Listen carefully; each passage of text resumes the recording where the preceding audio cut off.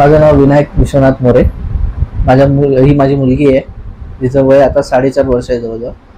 माझी बायको वैदेही मोरे. बाजूला माझी इथे आई बसली आहे, स्मिता मोरे. ओके. आज आमचा सेशन झाला DMITचा. त्याच्यामध्ये गीता मॅम होत्या आणि परत तुम्ही सुद्धा स्वतः होता तिथे. त्याच्यामध्ये आम्हाला मुलीचं करिअर कसं असणार आहे, तिचं पूर्ण आयुष्य कसं जाणार आहे हे आता सांगितलं गेलं. त्याच्यामध्ये तिने पूर्ण कुठे फोकस करायचं आहे, कुठे कमी तिची स्ट्रेंथ आहे, कुठे हाय आहे, त्या गोष्टींवरती आम्हाला किती पोटेन्शियल द्यायचं आहे त्या गोष्टी समजवण्यात आल्या.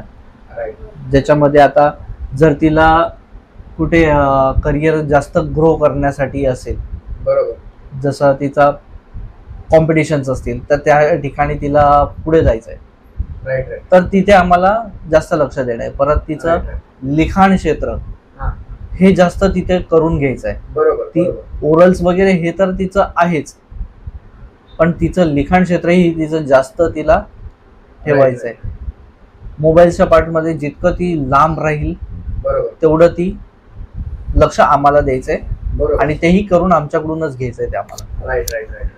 त्याच्यानंतर तिला जितकं आम्हाला पुढे ढकलण्यासाठी, जसे कॉम्पिटिटिव्ह एक्झाम्स असतील, त्या एक्झाम्स मध्ये तिला टाकणं आम्हाला गरजेचं आहे. तसंच जसे गव्हर्नमेंटचे काही येतील एक्झाम्स वगैरे, तिथे तिला प्रोत्साहित करायचं की तू हे कर, भले यश भेटो न भेटो तो नंतरचा प्रश्न आहे, पण तिला तिथे टाकणं गरजेचं आहे. स्पोर्ट्स जिथे पार्ट येतो तिथेही ती पार्टिसिपेट करेल, पण येईल की नाही हा तो नंतरचा पार्ट आहे. पण आमचं काम आहे तिला तिथे सपोर्ट करणं. बरोबर. शाळेत आता बघू, जसे जसे एक्झाम्स येतील तसे आम्ही करत जाऊ. So overall sir, Vinayak sir, तुमच्या प्रश्नांची उत्तरं मिळाली का, म्हणजे काउन्सिलिंगच्या दरम्यान? हो, पूर्ण भेटली. मॅम, तुम्हाला ओव्हरऑल काउन्सिलिंग कसं वाटलं?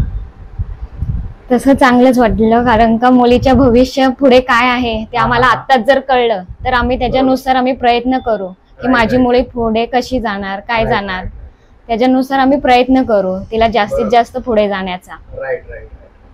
तिच्या ज्या काही चुका असतील त्या आम्ही तिला सांगू, त्याच्यानुसार त्याच्याकडून करून घेऊ, म्हणजे त्या चुका पुढे जाऊन मोठ्या होण्यापेक्षा आता छोट्या छोट्या आहेत तर आम्ही त्याच्याकडे लक्ष देऊ. आता आई, तुम्ही पूर्ण काउन्सिलिंग ऐकली, त्या आजी म्हणून जे तुमच्या नातीसाठी तिला हँडल करण्यासाठी तुम्हाला याच्यातून काय हेल्प होऊ शकतो? जितकं चांगलं शिकवता येईल तेवढा मी प्रयत्न करणार आहे. बरोबर. त्याच्याकडे लक्ष देणं हे आमचं कर्तव्य आहे. राईट. सो ज्या काही गोष्टी तुम्हाला सांगितल्या, जरी ते लहान आहेत, पण त्या गोष्टी तुम्हाला दिसल्या का या काउन्सिलिंग मध्ये? हो, आता थोडे दिसतात. अभ्यास ते सांगितलं ना आपण जे बरोबर हे करते. बरोबर. कुठली गोष्ट अशी ही नाही तिची, सांगितलं तर ऐकेल अशी. राईट. ओके. विनायक सर, आता तुम्हाला एक प्रश्न आहे की आता बरेच लोक ना त्यांची लहान लहान मुलं, जसं तुमची मुलगी आहे तशी, तर त्या लोकांना तुम्ही काय सांगाल की ही टेस्ट केली पाहिजे का या वयामध्ये किंवा याच्या अगोदर किंवा नंतर, काय वाटतं? जितकं लहान वयात आहे तेवढं लवकर केलं तर मग पुढचं प्रोग्रेस कसं आहे हे तेव्हाच कळून जाईल. बरोबर सर. जितकं लेट कळेल तर मग तो वेळ निघून गेलेली असेल. राईट. ओके मॅम, तुम्हाला काय वाटतं की ही जी टेस्ट आहे पालकांनी केली पाहिजे का? हो, 100% मला असं वाटतं की सर्वांनी केली पाहिजे. कारण का भविष्य, आपण आई वडील मुलांच्या भविष्यासाठीच धडपड करत असतो किंवा जॉब वगैरे करत असतो. जर आतापासूनच आपल्याला जर कळलं की मुलाचं भविष्य कशात आहे तर त्याच्यानुसार आपण प्रोग्रेस करू शकतो. बरोबर. त्याच्यानुसार त्याला आपण गायडन्स करू शकतो, त्याच्यामुळे अजूनच पुढे जाऊ शकतो मुलगा. राईट.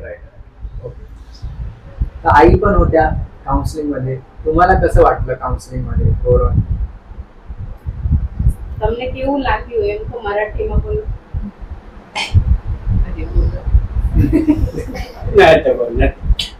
ठीक आहे, हरकत नाही. आता विनायक सर ना, बऱ्याच वेळा आपल्याला असं वाटतं की आपण कशाला आपल्या उणिवा समजून घ्यायच्या किंवा विकनेस समजून घ्यायचा, उगाच ते कळलं तर आपल्या डोक्याला ताप वाढेल, असं तुमच्या डोक्यात आलं का? नाही. ओके. ज्या पालकांच्या डोक्यात येते त्यांना तुम्ही काय सांगाल? एकदा तुम्ही करून बघा, काउन्सिलिंग वगैरे सगळं बघा एकदा, मग त्याच्यानंतर ठरवा तुम्ही. बरोबर. राईट. आधी सुरुवात करून तर बघा, एक पाऊल पुढे टाका पहिले. राईट. सो तुमच्या दोघांना एक प्रश्न आहे कॉमन की या काउन्सिलिंग नंतर तुम्हाला तिला हँडल करणं सोपं होईल का? हो, नक्कीच होईल. हो. चालेल चालेल.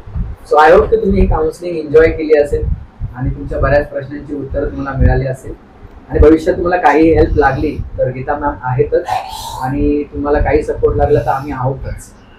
तुमच्या पुढच्या भविष्यासाठी खूप खूप शुभेच्छा. Thank you Thank you. So much.